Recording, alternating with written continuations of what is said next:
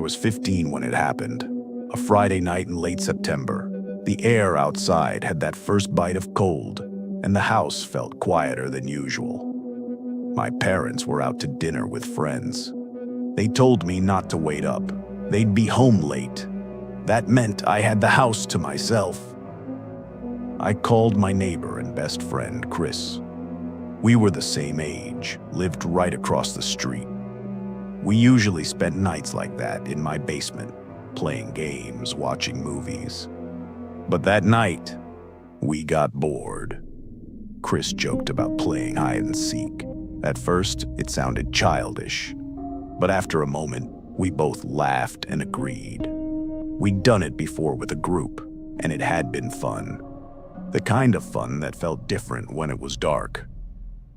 The house was small, but full of corners and places to hide. We turned off every light except the one in the kitchen. That faint yellow glow made the rest of the house feel even darker. The rules were simple. No going outside, no attic, no crawl space. Everything else was fair game. Chris wanted to hide first. I covered my eyes in the living room and counted to 50. His footsteps thudded away at first. Then silence. When I opened my eyes, the house already felt different. Still, but expectant. I started searching. The kitchen was empty. Bathroom, closet, nothing.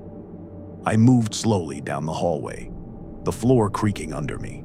Each sound made my chest tighten. Upstairs, the air felt heavier. I searched my parents' room, then mine. Nothing. Only the guest room door was cracked open. I pushed it gently. The room was dark, cold, and silent. I bent to check under the bed. Empty. The closet, also empty. By then, I was sure he was in the basement. When I finally found him curled behind a few boxes, he grinned like he'd won something. We laughed. Then it was my turn. I decided to hide in the guest room. I slid under the bed, pulling the bedskirt down to cover me. My heart thumped hard. The floor above the basement always creaked a little in the wind, and the house seemed to breathe around me. Then I heard footsteps, slow, measured, coming up the stairs. Chris's voice never called out. He was quiet, too quiet. The steps reached the doorway.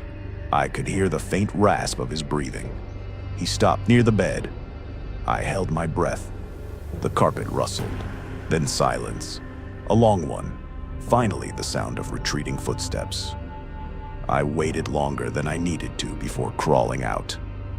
The air felt warmer now, almost stuffy. I went downstairs expecting to see him on the couch, but the living room was empty. I called out that the game was over. A voice, his voice, answered from the basement. He said he was still looking for me. My chest went cold. I walked to the basement door, opened it, and called down again. He shouted back that he was still searching. Asking where I was hiding, I said I was in the kitchen. A moment later, I heard him coming up. When he stepped into the light, his expression was confused. He asked how I'd gotten upstairs so fast. I told him I'd been under the guest bed the whole time. He frowned, said he was sure he'd checked that room, said he heard breathing under the bed. Movement. I told him I had it moved once. We brushed it off, tried another round, but the mood had shifted. The house no longer felt like ours. Every creak, every sound made us flinch. At one point, I thought I heard a dull thud upstairs. But when I checked, there was nothing. Chris was hiding in the laundry room. We laughed it off and decided to quit after one more round. Later, we sat in the living room with the TV on. Low volume, just enough to fill the silence. Then came a sound, a heavy bump from upstairs. Chris froze. "Your parents?" he asked. I shook my head. They weren't due home for hours. We waited. The house fell silent again. Then, faint but unmistakable, the slow creak of floorboards. Someone walking down the upstairs hall. We both heard it. The footsteps stopped directly above us. We didn't move for a long time. Finally, I whispered that maybe we should check. Chris didn't want to, but if someone had broken in, we couldn't just sit there. I grabbed the fireplace poker. The metal felt cold and heavy in my hands. We climbed the stairs together, careful not to make noise. At the top, I saw it, the guest room door, now closed. I knew I'd left it open. We stood there, hearts pounding. Then came a sound from behind the door, a slow, dragging noise, like fabric sliding across carpet. Chris whispered that we should leave. I should have listened, but fear and curiosity held me there. I reached for the doorknob, hands trembling. I pushed the door open fast. The room was dark, the air thick and unmoving. Nothing moved. The bed, the dresser, all still. The closet door hung slightly open. I stepped closer. The smell of dust and wood filled my nose. I yanked the door open. Nothing, just coats, boxes, still air. We both laughed nervously, trying to shake it off. Then came another sound. From downstairs this time, the front door opening and closing. We froze. Someone was in the house. We ran down the hall and into my room, turned off the lights, and crouched low. My hands were slick with sweat against the poker's handle. Footsteps moved below us, slow, deliberate. The basement door opened. Then the sound of descending steps. Whoever it was went down. That was our chance. We bolted from the room, down the stairs, through the kitchen, out the back door. We didn't stop running until we were across the street at Chris's house. His parents called the police. The officers searched my home top to bottom. No signs of a break-in, no footprints, nothing disturbed. They said it was probably the house settling, or our imaginations playing tricks after the game. But Chris and I knew better. There were footsteps, breathing, doors that moved on their own. For weeks afterward, I couldn't sleep. Every small sound in that house made me think someone was still there, waiting. That was the last time I ever played hide and seek. Even now, when I think about that night, I remember the quiet, the kind that presses against your ears, and the slow, steady creak of footsteps on the floor above me. We never found out who it was, or if they ever really left.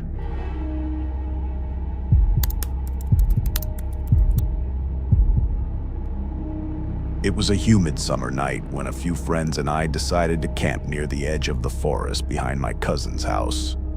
We were 16, bored, and looking for something to make the night feel less ordinary. The woods stretched for miles, deep, uneven, and quiet except for the cicadas. There was an old legend about someone who went missing there decades ago, but we never took it seriously. It just added a kind of thrill to being out there after dark. We set up our tent close to a clearing, where the tree line curved around like a wall. The fire flickered low, and the air smelled like damp earth and smoke. When the conversation faded, someone, I think it was Ryan, suggested we play hide and seek. We laughed at first. It felt childish, but as the night wore on, the forest grew darker, heavier, the kind of darkness that swallows light. And maybe that was why it seemed like a good idea. We set some rules. No hiding too far. Stay within earshot. No flashlights while hiding. I was the first to seek. They all scattered in different directions. The crunch of dry leaves faded fast, replaced by silence. I started counting, 1 to 50. When I opened my eyes, the firelight barely reached beyond a few feet. The woods loomed black behind it. The first few minutes were fine. I found Emma almost immediately, crouched behind a log, stifling a laugh. We both smiled, relieved to be together in that silence. But when I called out for the others, no one answered. I thought maybe they were taking it seriously, trying to win, so I kept searching. The deeper I went, the quieter it got. The air felt colder too, even though it was still summer. The kind of cold that feels wrong. I called Ryan's name again. My voice sounded small. The forest didn't echo, it just absorbed the sound. I walked until I couldn't see the glow of the fire anymore. That's when I heard it. Footsteps. Slow. Heavy. Not close, but not far either. Somewhere off to my right. I froze. Listened. They stopped. When I did, I thought maybe it was one of the others trying to scare me. So I turned toward the sound, moving carefully. The ground was soft, spongy with leaves. The smell of moss and rot filled my nose. Then another sound. Breathing. Low. Strained. It came from behind a tree a few yards ahead. I took a step closer, whispering Ryan's name. No answer. I took another step, reached out with my hand and brushed the rough bark. Then a shape moved. Someone darted between the trees. Fast. Too fast. I shouted for them to stop, but the sound died quickly in the thick air. When I turned to run back, I couldn't find the firelight anymore. For a while, I just stood there, trying to listen. My heartbeat was too loud. Then I heard Emma calling my name. Faint, far away. I moved toward it, tripping over roots, grabbing at branches. Every sound felt too close. Twigs snapping, leaves shifting, like the forest itself was moving with me. When I finally broke through to the clearing, I saw the fire again. Emma stood there alone. She asked where I'd gone. I told her I thought I saw someone, maybe Ryan. But when we looked around, no one else was there. The woods behind her looked darker than before. We waited. 10 minutes, 20. No one came back. Eventually, we started calling out louder, shouting names into the trees. Only the echo of insects answered. We grabbed our flashlights, breaking the rule, and walked back the way I'd come. The beams of light cut through the fog that had started to creep along the ground. That's when we found Ryan's flashlight lying on the path, still on. The light pointed straight up at the trees. There was no sign of him. We searched until our voices cracked. But it was like he'd vanished completely. When we finally gave up and went back to camp, the fire was dying. The woods felt closer now, pressing in around us.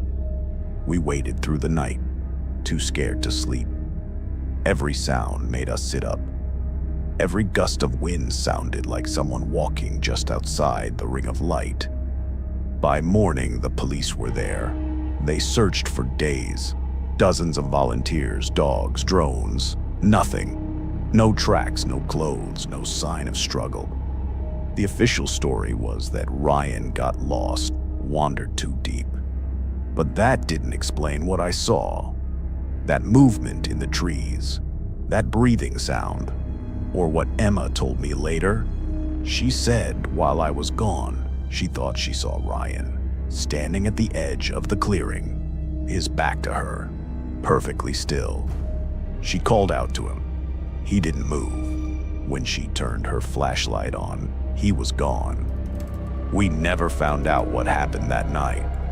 But sometimes, when I dream, I see the woods again, that thick dark where sound doesn't travel. And I hear those footsteps, keeping pace with mine, not chasing, just following, always at the edge of the light.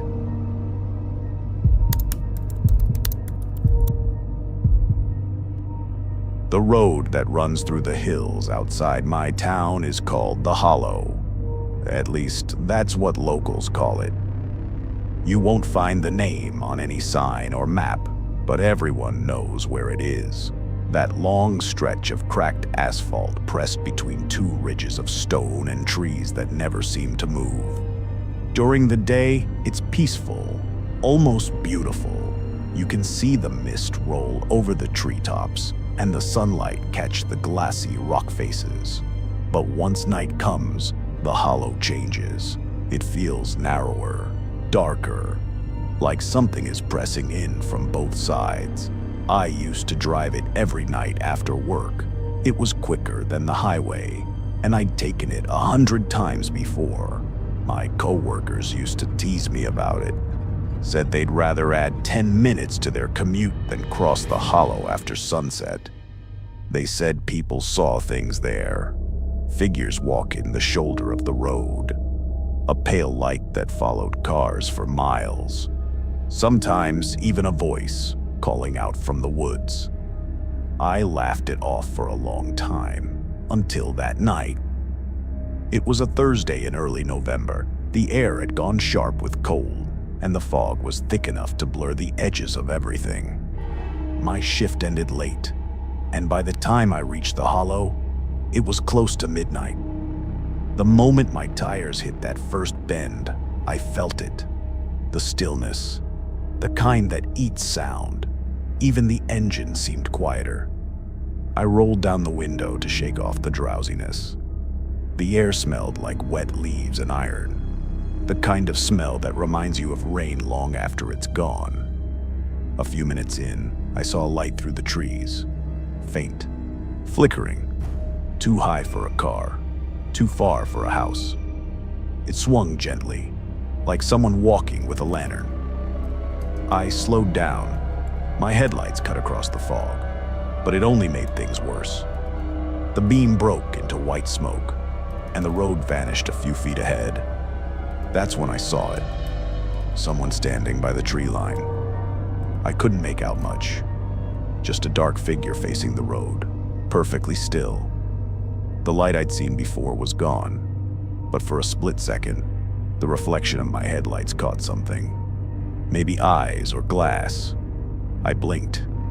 The shape was gone. I stopped in the middle of the road, hands frozen on the wheel. For a few seconds, I just listened. Nothing. Not even wind. Then, footsteps.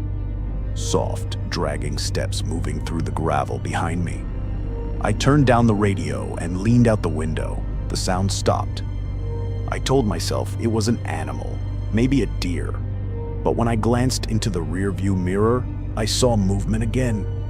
Something shifting just outside the beam of my taillights. I put the car in drive. My hands were slick with sweat on the steering wheel. The road curved sharply to the left, climbing uphill between the ridges. The fog seemed to thicken the higher I went. And then I saw headlights ahead. A car coming toward me too fast. The light blinded me for a second, and I swerved to the shoulder. My tires hit loose gravel and I barely stopped. In time. But when I looked up, there was no car, no sound, no glow of taillights disappearing into the mist. The road was empty. I sat there for a moment, chest tight, trying to make sense of it. That's when I heard it again. Footsteps. This time, they came from the passenger side. Slow, steady, moving toward the window. I could hear them through the metal of the car, each one clear and deliberate. I didn't look. I just hit the gas. The tires spun before catching spraying gravel behind me. When I finally made it out of the hollow, my heart was pounding so hard it hurt. I didn't stop until I pulled into the gas station on the edge of town. The place was empty, lights humming. I stepped out of the car to breathe. That's when I saw it. A long smear of dirt across the passenger side door.